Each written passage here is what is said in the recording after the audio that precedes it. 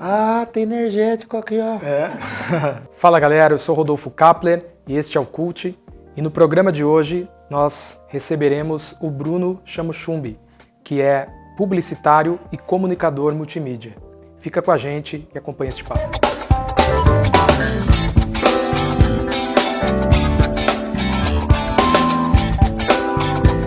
Bruno, uma grande alegria recebê-lo aqui no Cult. Eu quero te agradecer de antemão pela aceitação do convite. Eu quero agradecer, quero dizer que eu estou muito feliz e a iniciativa do canal de Piracicaba é muito legal, né? Trazer as pessoas da região, que tem histórias para contar, que tem alegria. Eu adoro isso, eu adoro bater papo, eu adoro mudar de posição, né? Eu geralmente sou o que entrevista, o que fala mais. Hoje eu estou aqui para ser conduzido. Obrigado pelo convite. Muito bom. A pergunta que não quer calar, eu quero começar o nosso bate-papo. Olha, sem polêmicas, hein? Pelo amor de Deus! Qual é a origem desse sobrenome Chamochumbi? Cara, a gente se embaralha todo pra falar, Mas né? só no começo, porque depois é muito fácil. É CH no chá, CH no chu. Chamochumbi do jeito que lê, escreve, do jeito que escreve, fala. O Chamochumbi é uma história engraçada que meu pai veio do Peru para fazer a Exalc com 19 anos. Então, a nossa história ela é muito cravada em Piracicaba. São exalquianos na minha família inteira e meu pai exalquiano que veio de Lima, no Peru, com 17 anos ele acordou e falou para minha avó: quero aprender português, quero falar português. Logo ele já estava no processo seletivo para a Exalc, veio com uma bolsa do governo brasileiro, da embaixada brasileira e do governo peruano, e logo conheceu minha mãe e se casou. Então meu pai se chamava Juan Alberto Vera Chamochumbi. Então é essa a origem. O pessoal pensa que é chinês, japonês, não é nada. Peruano, latino-americano, sem dinheiro no banco e com parentes importantes vindos do interior. Só eu. Imagina as confusões que são feitas com o seu sobrenome. Ai, gente, é muito engraçado. Eu e meu irmão, a gente ainda está devendo de fazer um vídeo só contando essa história. Quando a gente vai no caixa de algum lugar que tem que anotar, ou que a gente... E qual foi o termo mais, digamos assim, o termo mais inusitado? Chamburci, come chumbo, chama chuva, chama Kombi porque eu ia de eu ia de van para a faculdade, então meus amigos inventaram que eu era o Chama Kombi, então eu ia de van, eu ia de Kombi. Gente, é muito legal, é um nome que nos dá muita alegria porque ele se torna único, exclusivo. Eu brinco que é um nome artístico natural. A gente não precisou inventar, ele já veio de brinde. Para mim, que sou muito artista, né? Foi sempre foi um presente. Para eu que enxerguei sempre a possibilidade de colocar meu nome como um protagonista, foi sempre muito interessante. Só me trouxe sorte.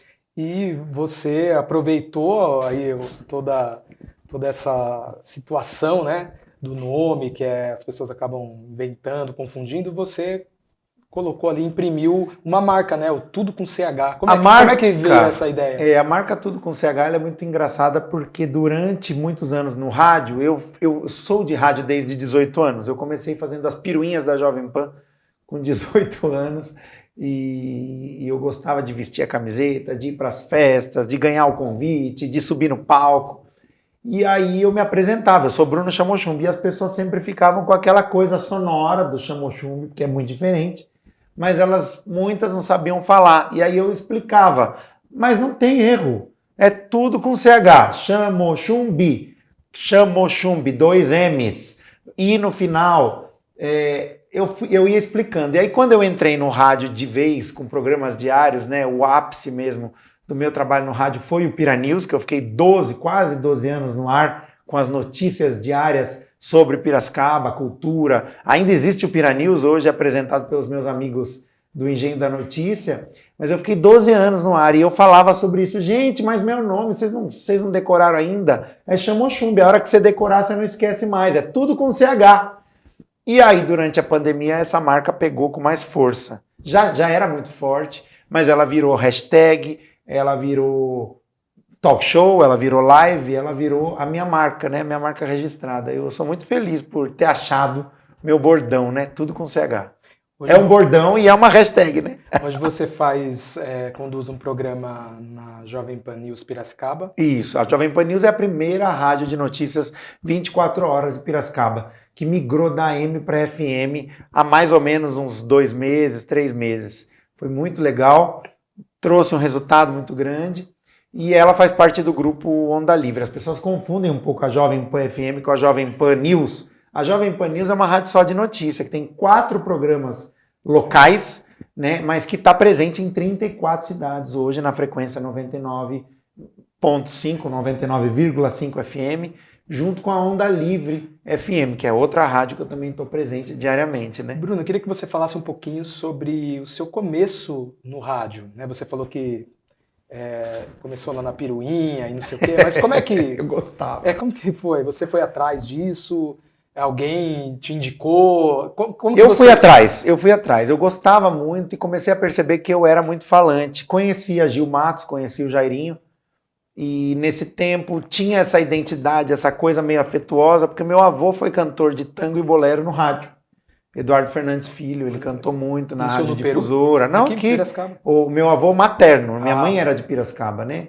Minha família é de Piracicaba, minha família Fernandes, Lacorte, são famílias que meu bisavô, Eduardo Fernandes, ele foi um dos primeiros fotógrafos. E a família Lacorte, que na verdade é a família da minha tia mais velha, também teve muito envolvimento. E aí toda a história da cidade, né?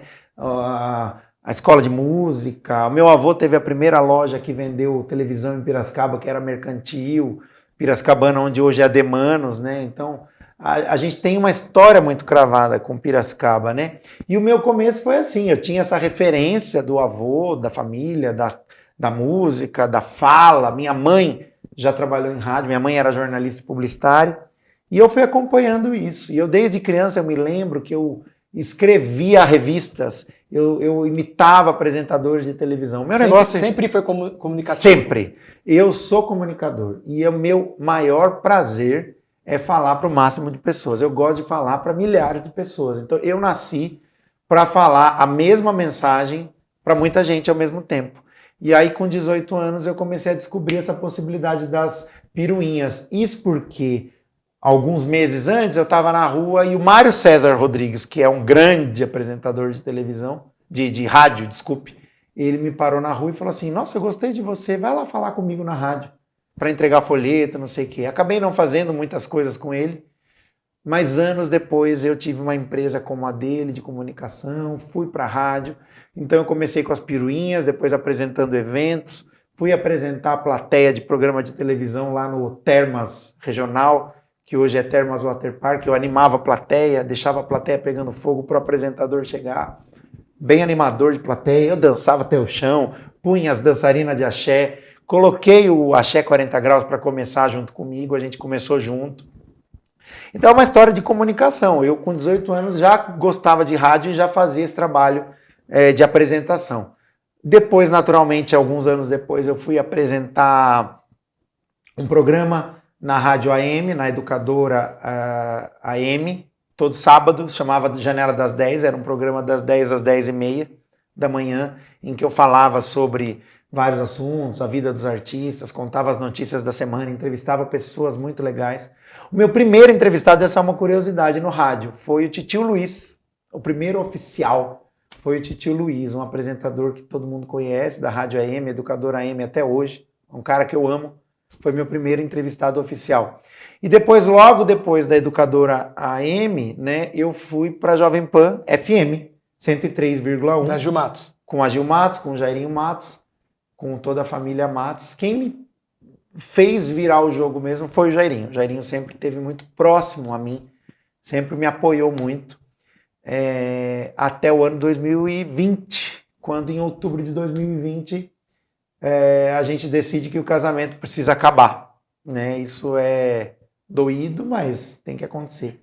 E aí em novembro de 2020, eu migro para o grupo Onda Livre, Rádio Onda Livre FM, Rádio Jovem Pan News, com muita alegria, sendo abraçado pelo Lourenço Tayar, pelo Vinícius Savoy, pelo Guina Santos, pelo Rafael, por toda uma equipe muito legal que me fez aprender ainda mais, né? Eu continuo no processo de aprendizado, eu gosto de entrevistar as pessoas, eu gosto de falar, então assim, é uma coisa que foi natural. Essa é a minha história com a rádio. Além de um exímio comunicador, você é um excelente publicitário na cidade. Ah, isso aí você tem que estar dizendo. Tá anotado Sim, aí? as pessoas falam. Então tá bom, As então pessoas aceito. falam. As pessoas falam. Você se vê mais como comunicador ou como publicitário? Ou não faz diferenciação? É uma coisa só? Eu vou te responder de uma forma muito assim, vou pensar e vou falar já ao mesmo tempo. Eu acredito que eu sou comunicador desde que eu nasci. Isso, para mim, é uma coisa que a gente precisa ter. Mas eu tenho desenvolvido isso cada vez melhor nos últimos anos. O publicitário não. O publicitário eu precisei construir, eu precisei estudar, eu precisei entender tecnicamente o que é ser publicitário. E para mim é sempre um desafio. Eu consegui criar projetos por minha criatividade, mas também muitos projetos por minha insistência. Eu acho que ser publicitário é uma questão técnica, onde você tem que estudar. Quando eu entrei na faculdade, eu já era publicitário, eu já atuava como, mas eu não podia ficar para trás mesmo na questão da academia, na questão do entendimento acadêmico, da prática acadêmica, das descobertas, das etapas que eu tinha que passar como estagiário, como primeiro emprego, na área, né? Porque eu trabalho mesmo oficialmente com comunicação desde 18 anos. Eu me formei até um pouquinho mais tarde, eu me formei com 26 anos. Me formei mais tarde, porque eu Na demorei um publicidade. pouco como publicitário, né? Mas eu sempre estudei muito. Depois eu já fui para pós-graduação, eu já fui Você é professor também, né? Ou não? Sou professor convidado de pós-graduação, da área de eventos, de comunicação, marketing, enfim. Eu fui me especializar muito isso na prática, né? Me especializei muito nisso na prática. Mas como comunicador, eu acho que eu já nasci e fui lapidando isso. Como publicitário, eu tive que entender tecnicamente qual seria meu lugar. Foi uma escolha, porque eu tinha duas escolhas na universidade para fazer a faculdade. Ou eu ia me tornar artes cênicas, né, ator, ou eu ia para publicidade e propaganda. Como abrangência e como momento, com 18 anos, eu escolho o caminho da publicidade e propaganda, que pode incluir o ser artista, o ser ator, né? Eu continuo também tendo esse viés, mas com um olhar mais criativo, de tomada de decisão, de efetividade pública, de algumas coisas que eu gosto. Publicitário é ser público, tornar público, né? E é o que eu faço hoje com a comunicação. Eu me tornei público pela comunicação. Eu fico muito.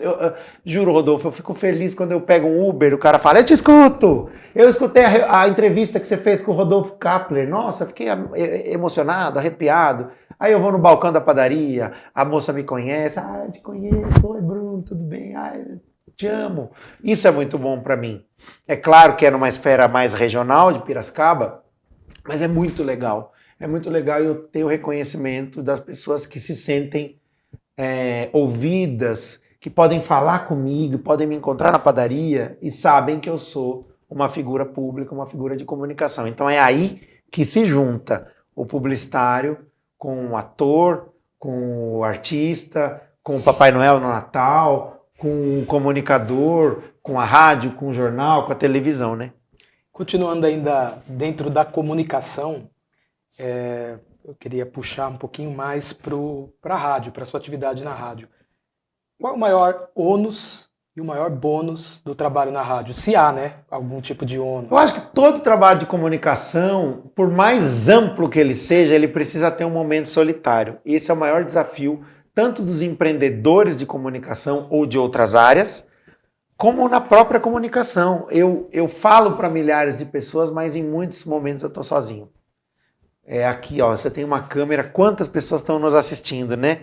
Mas a gente tem os nossos momentos no fim do dia, na hora de chegar na redação, na hora de encarar que a gente tem que perder os nossos problemas para poder trazer alegria, para poder trazer emoção, para poder trazer histórias de superação, histórias que prendam o ouvinte ou o leitor, né? Porque o comunicador de massa pode ter ouvinte, pode ter espectador, pode ter leitor, pode ter seguidor. Então, acho que o ônus é exatamente esse. Muitas vezes, mesmo com milhares de pessoas, você ser sozinho. E o bônus é ter milhares de pessoas para poder fazer aquilo que você nasceu para fazer. Hoje eu ouvi de uma entrevistada, eu tô passada, você nasceu para fazer isso. E aí eu respondi, eu nasci mesmo, eu acho que eu nasci para isso, eu nasci para comunicar, eu gosto da câmera, eu gosto da luz, eu gosto do microfone, eu choro, eu rio, eu danço, eu sapateio, eu faço o que for preciso para levar uma mensagem, eu acho que é a minha escolha mesmo. Interessante que nós ouvintes, né, É. quem ouve rádio, quem assiste TV ou programas no YouTube, a impressão que a gente tem é que o apresentador ali, a apresentadora é como se eles estivessem sempre bem, né? Imagina. Porque, não é? Parece que a pessoa não tem problemas, Não, né? mas a gente pessoa tira tá sempre... essa roupa do dia a dia e deixa na porta da rádio. Não dá para ir. Eu lembro de uma vez, em 2 anos, que eu precisei pedir uma matéria de 10 minutinhos ali, 5 minutinhos gravada, para eu dar um cochilo, porque eu não estava bem.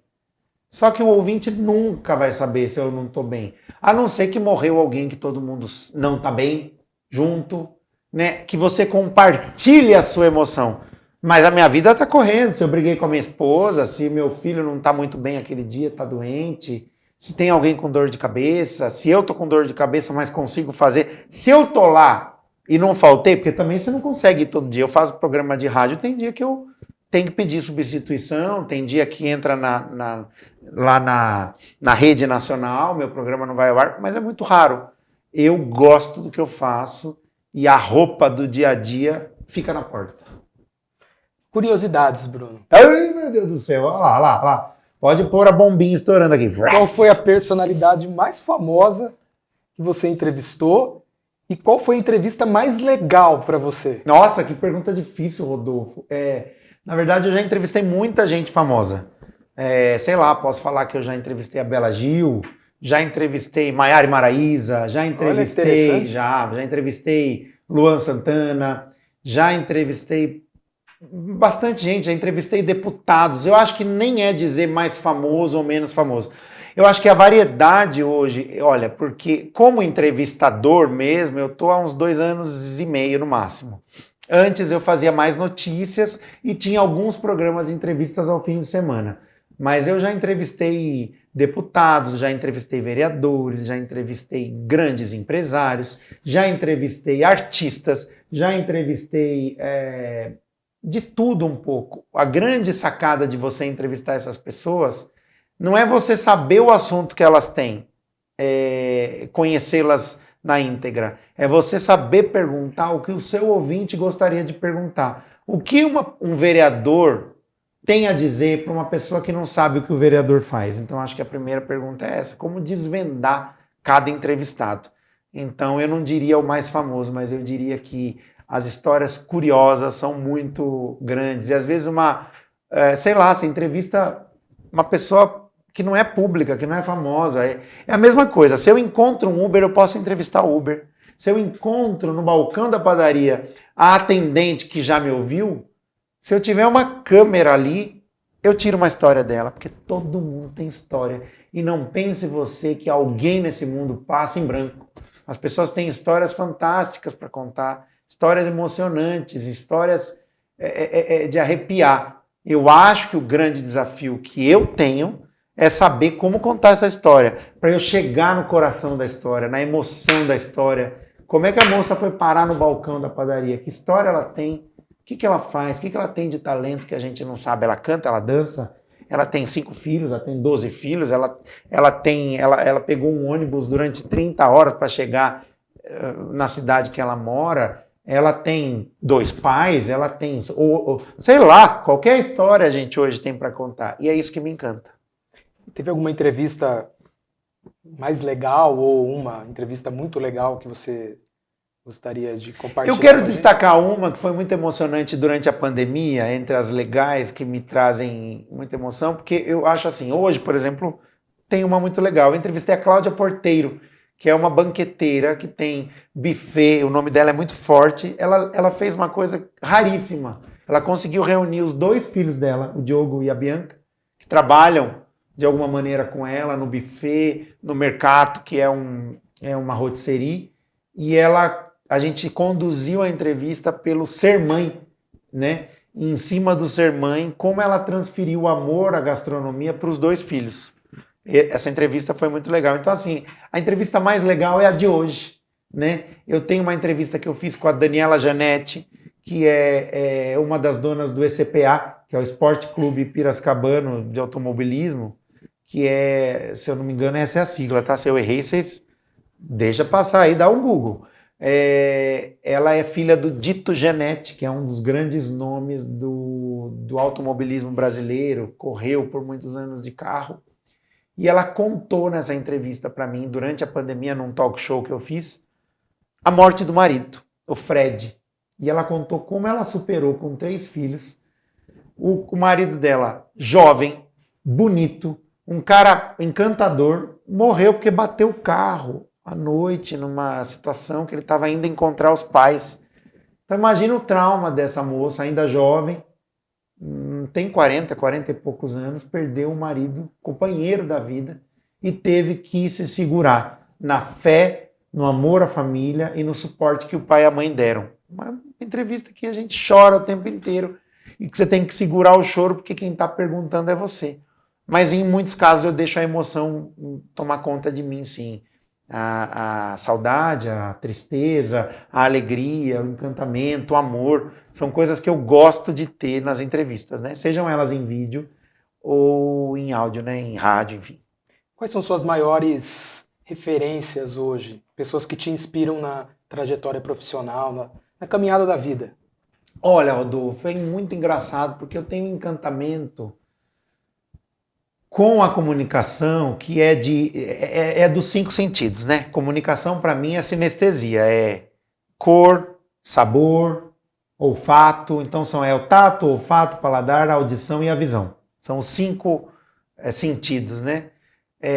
As pessoas que mais me encantam são as pessoas que de alguma maneira eu assisti, eu ouvi. Eu posso destacar, independente das polêmicas ou qualquer coisa, o Silvio Santos, que eu acho que é um cara que... Um gênio? É um gênio, ele existe ainda mesmo? Espero. Às vezes... Eu espero vê-lo, conhecê-lo pessoalmente. Jô Soares é um cara que eu gosto, Pedro Bial é um cara que eu amo, sim, eu gosto muito da Xuxa, eu gosto muito do Marcos Mion, eu acho que o Marcos Mion é um cara que me traz um exemplo de superação, porque ele com 40 e poucos anos renasce como um ícone da televisão. E a Globo, por exemplo, olhar para sempre foi um ele fenômeno, sempre né? foi, mas a Globo hoje olhar e falar assim, como que eu não contratei esse cara 10 anos atrás? A Fátima Bernardes, Ana Maria Braga, e aí, claro, figuras que nos encantam também no seu dia a dia. Eu tenho referências também nas pessoas que eu encontro nos eventos, na padaria, que eu posso conversar pelo WhatsApp, né? Ainda falando dos artistas, tem a Ivete Sangalo, que é uma cantora, que é uma excelente comunicadora. Moacir Franco, que é um cara que assim, ele conseguiu comunicar lá no passado e continua comunicando. Roberto Carlos é um comunicador que eu sou encantado com ele. Você fala, mas ele é cantor? Não, ele é um comunicador. A Rita Lee como cantora conseguiu comunicar como ninguém as emoções e tantos outros. E no dia a dia eu tenho algumas pessoas que eu posso destacar, né? Essa convivência com comunicadores que são da nossa geração, como Juliano Fantasia, Cristiane Sanches, Luciana Paula, Meg Tumang, né? Pessoas que a gente conviveu no dia a dia, né? Sabrina Scarpari, Jairinho Matos, quem mais que eu posso destacar aí? Os meus colegas na rádio, né? Os comunicadores do esporte, são pessoas que no dia a dia você aprende muito com elas, porque elas te colocam. Eu tenho João Luiz Borges, que é um grande diretor de televisão, da Rede Brasil de televisão, um cara que me deu sempre muito carinho, me ensinou muita coisa. Cal Matos, né? Gente, são nomes que você pega o telefone, essas pessoas te atendem, né? Ou você encontra todo dia, eu tô entrando, ele tá saindo, Marcelo Sá, que é um cara que apresenta programa de esportes há tanto tempo na Jovem Pan, na Onda Livre, né? Roberto Moraes. Olha que riqueza que a gente tem também dentro do nosso universo, né? Da nossa vida, do nosso cotidiano, né? Gente, um passarinho me contou que o Bruno, durante a pandemia, fez um livro. Queria que você falasse um pouquinho pra gente. Eu fiz e agora estou na fase de parir o livro, né? A fase mais difícil. Eu vou fazer 40 anos, eu não sei se é porque eu não quero fazer 40 anos. Então meu livro está escrito, mas eu estou numa fase de lapidação. Você pode dar um spoilerzinho sobre o que é o livro? O livro, ele tem nome já, o livro se chama Cheio de Ideias, né? Com CH, claro. Cheio de Ideias, os primeiros 40 anos de um criativo apaixonado. Eu trago a minha paixão pela criatividade, pela comunicação, com 2 pilares. O empreendedorismo jovem, que me torna, com 21 anos, empresário, e ao mesmo tempo eu tinha acabado de ser pai. Então o primeiro pilar é o empreendedorismo jovem. E o segundo, que é a escolha que eu definitivamente nos últimos anos tive e pude compartilhar sem vergonha, ou medo, ou preocupação. Eu nasci protagonista, né? Eu gosto de ficar em cima do palco, eu gosto da luz no meu rosto, eu gosto de brilhar, eu gosto do brilho do palco. E isso, por muito tempo, me parecia impossível, eu não podia me colocar naquele papel. Hoje eu me sinto um protagonista, né? Eu não sou antagonista, eu não sou figurante. Eu nasci para ser protagonista, é uma escolha. Muitas vezes, para chegar ao protagonista, eu passei como figurante. Mas o que eu gosto mesmo é do palco, é da luz, é do meu espaço e do meu momento. Entendeu? Tem uma previsão aí pro... Se Deus quiser, no meu aniversário, perto de 30 de setembro, né? Que é o dia da Bíblia. Olha que legal.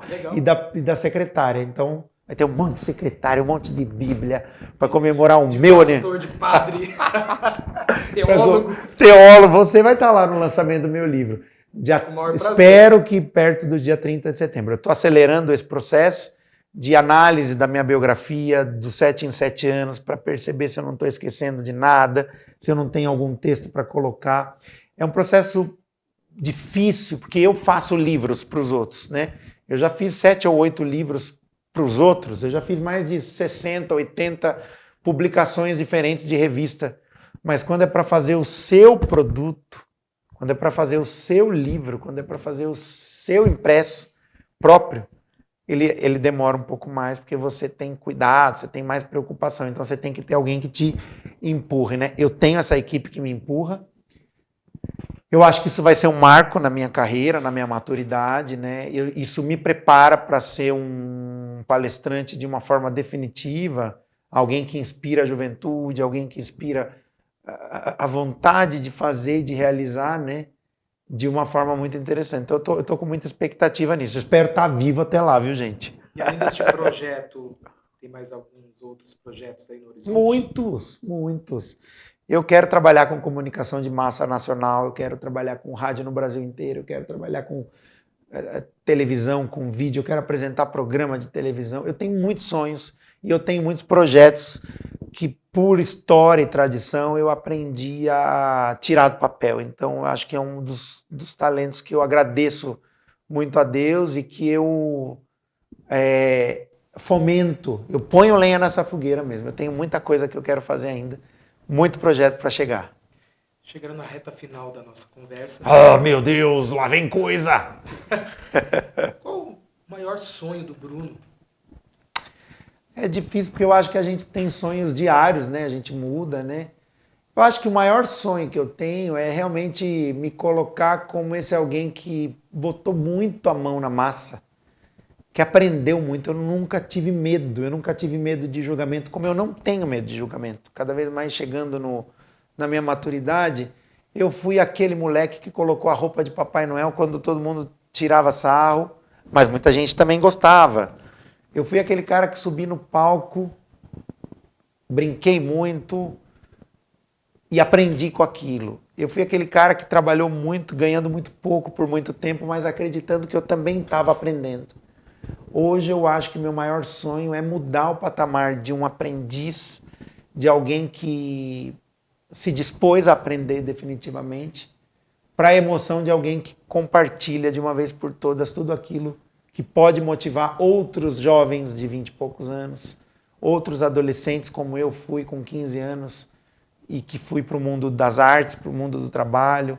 Eu tenho uma história profissional muito rica, então o meu maior sonho é me consolidar realmente como alguém que ensina, como alguém que transfere conhecimento, como alguém que sabe o que está falando, e eu acho que eu estou nesse caminho. É a busca que a gente faz. Eu gostaria que você comunicasse para o nosso público Dá um zoom aqui. uma mensagem no seu coração. Ai, que programa emotivo. Vai ter musiquinha? Não, eu quero deixar a minha mensagem como eu sempre deixo. Acredite naquilo que você quer fazer, né? Mesmo que muita gente te diga que não vai dar certo. Se você acredita e acha as pessoas e as ferramentas certas, compartilhe sua ideia. Não tenha medo que ela seja roubada, porque isso pode acontecer, né? Mas acredite que você tem um baú cheio de outras oportunidades, outras ideias, e que se aquilo não caminhar como você queria, algum motivo tem. Eu sou prova viva disso, eu me sinto muito preparado para trazer para as pessoas essa mensagem de superação no trabalho, porque eu acho que às vezes a superação ela permeia muito a emoção. Você perdeu alguém da família, você rompeu um relacionamento. A gente precisa de superação para isso, né? Eu demorei anos para superar a morte do meu pai, depois da minha mãe. Isso acontece porque a gente busca isso, mas a superação também invade o nosso trabalho. Então a dica e a informação do meu coração que eu dou para você é: supere-se no seu trabalho todos os dias. Não se acomode. Se você já está ali para fazer algo, faça da melhor forma, porque muita gente não faz da melhor forma. Muita gente faz porque está esperando o dinheiro no fim do mês, porque está esperando a sexta-feira chegar, porque está esperando a balada chegar. Eu nunca fiz isso. Eu sempre determinei, eu sempre lutei muito por aquilo. Hoje talvez eu me permita, como adulto, como maduro, até mesmo esperar um pouquinho a sexta-feira, o dia da balada, o dia de sair com meus amigos. Mas eu sempre fui muito reto. E isso trouxe para mim a superação do trabalho, da vontade de vencer, que hoje eu posso compartilhar com todas as pessoas com a minha comunicação. Então a mensagem do meu coração para você é essa: supere-se, não tenha medo de fazer tudo aquilo que precisa ser feito e, se puder, a mais, além. Não vai te fazer mal e vai te dar um aprendizado que é seu e que ninguém vai tirar. Chegamos ao final. Olha, palestra, hein? Olha, quase um pastor. Me ensina que eu viro pastor também. Chegamos ao final de mais um Cult, com uma tristeza no coração aqui. Imagina. O papo foi muito bom. Muito obrigado. Eu que agradeço. Eu agradeço. Convite. Espero que seja a primeira de muitas outras. Vai ser, conversas. com certeza. A casa está aberta para você. Obrigado. Eu quero dar os parabéns pelo seu projeto. E vai ficar a dúvida aqui do que nós temos dentro da canequinha. Isso aqui a gente, é só um segredo nosso. Eu quero agradecer e dizer que eu estou acompanhando o sucesso do canal de Piracicaba. Fico feliz de também abrir as portas dos meus canais de comunicação para vocês, e com certeza a gente vai crescer muito junto. Obrigado, parabéns. Valeu. Chegamos ao final de mais um Cult e eu quero incentivar você a se inscrever no nosso canal, a ativar o sininho das notificações e a deixar um like. Eu aguardo vocês na próxima segunda-feira para mais um Cult.